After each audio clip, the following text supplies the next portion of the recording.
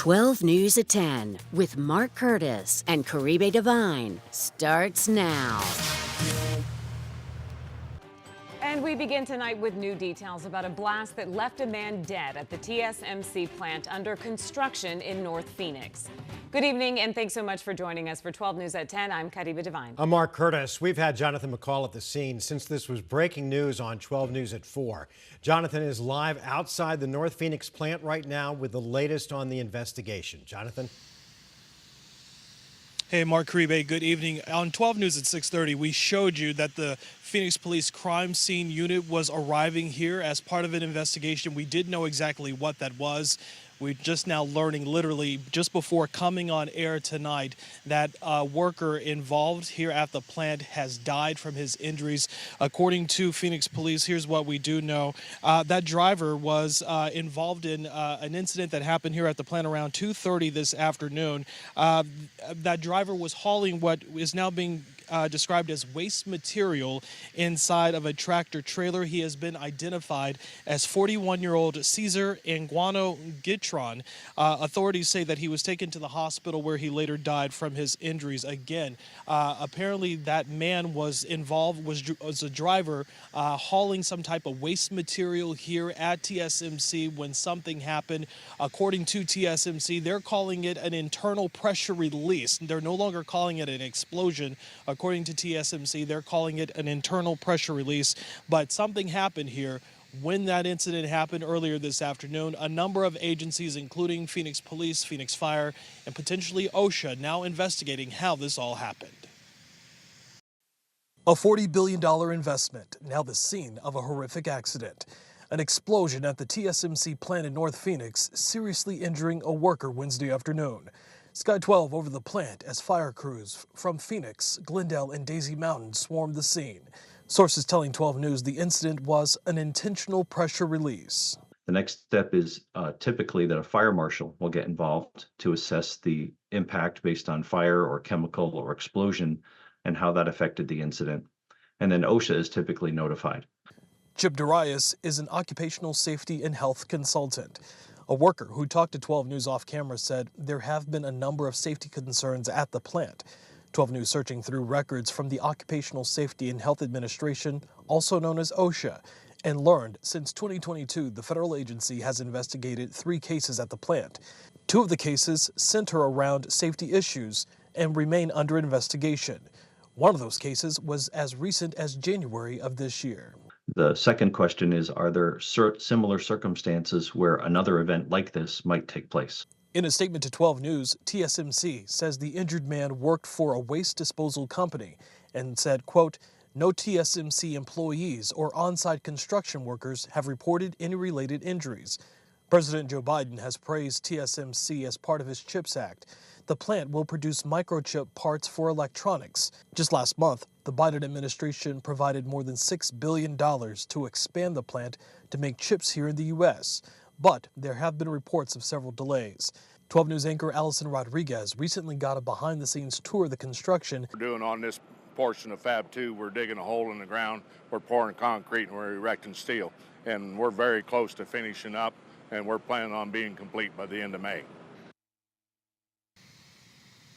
So as we were telling you at the top of the newscast, Phoenix Police just releasing more details about this investigation. Something else they also just included as part of their update. They're saying that the man who was killed, again, he has been identified as 41-year-old Cesar Anguano Gitron. Apparently, he was transporting waste material away from this construction site inside of a tractor trailer when he was made aware of something that was happening underground while he was inspecting that equipment, which is when that uncontrolled pressure release happened. We're told that he was hit by a blunt object and then thrown 20 feet from the trailer where he did suffer those life-threatening injuries. Again, information just into the 12 newsroom tonight. Lots of information and lots of details to sort through, and this investigation will likely continue for some time.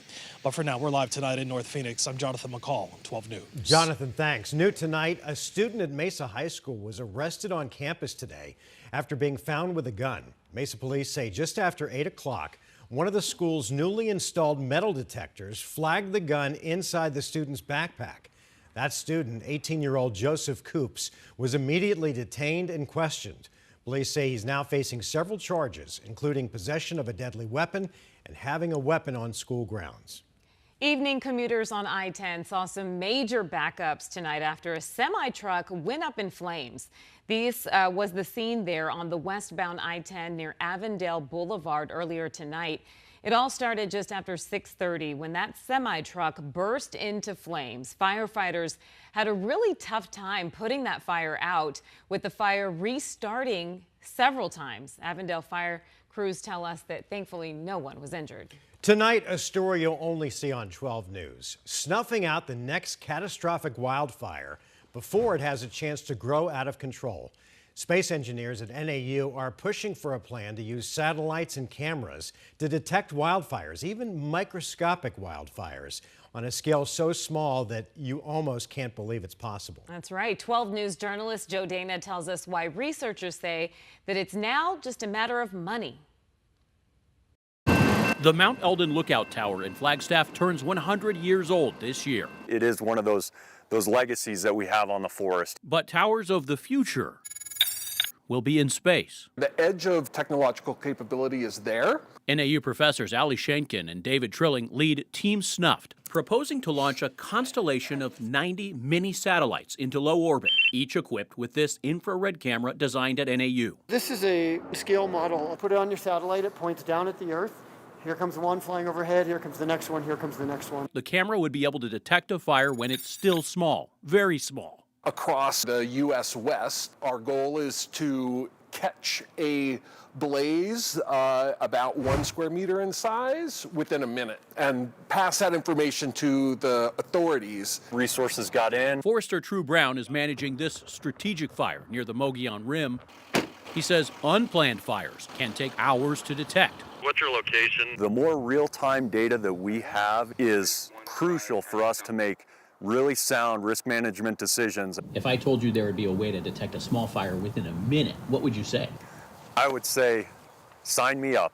NASA began using a similar system nationally in 2022. Challenges remain getting precise data into the hands of foresters. The Snuff plan would focus on the western U.S., Canada, and Alaska, where massive wildfires cause billions of dollars in losses every year. The cost of the satellite detection system, a small fraction by comparison. It's $100 million.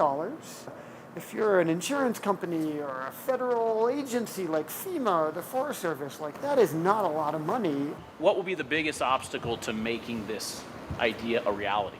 I think it's almost at this point really a matter of finding the funding to get these satellites up there to actually do this thing for society.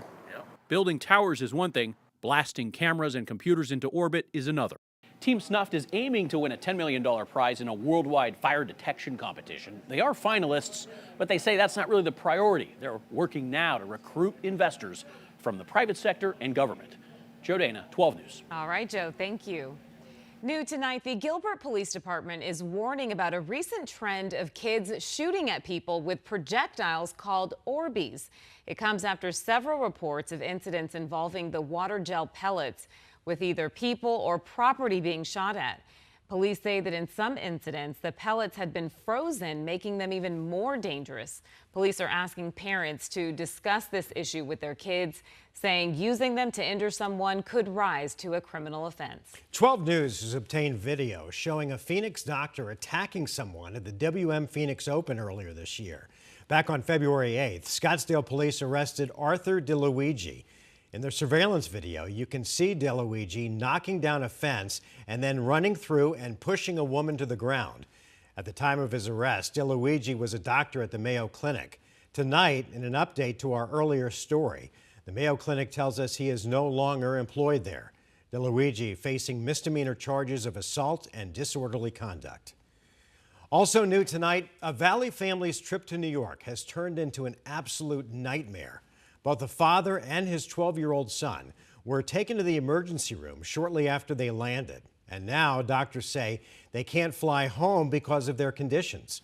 12 News journalist Chase Golightly spoke with the family this afternoon. And Chase, they really can't seem to catch a break. Mark, not only are they stuck in New York, but the family says they're running out of money and time.